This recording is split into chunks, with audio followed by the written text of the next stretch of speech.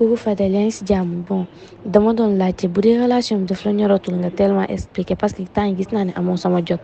bindatoo ma bébé bindatoo ma mon amour temps yi say statut nga tal ay fruits Sénégal yu dul jeex bu dee tamit leneen la nga teel. raxi enfoiré su ma naree dund relation boobu yàlla naa ëmb te wasin saa waay nañ pause rek xam naa li ma la wax nañ pause wax ji nag noo ko déggee yaa xam s'en fout.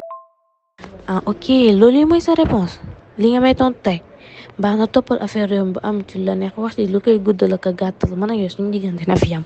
ma noppal comme ça di nga mën a ànd ak Sénégal free. waaw ba tey fi nga jëm yàlla na gënal fi nga jógee waaw yaa xam sama nëw Sénégal moom ñor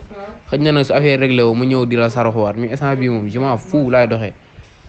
waaw bi ma dernier message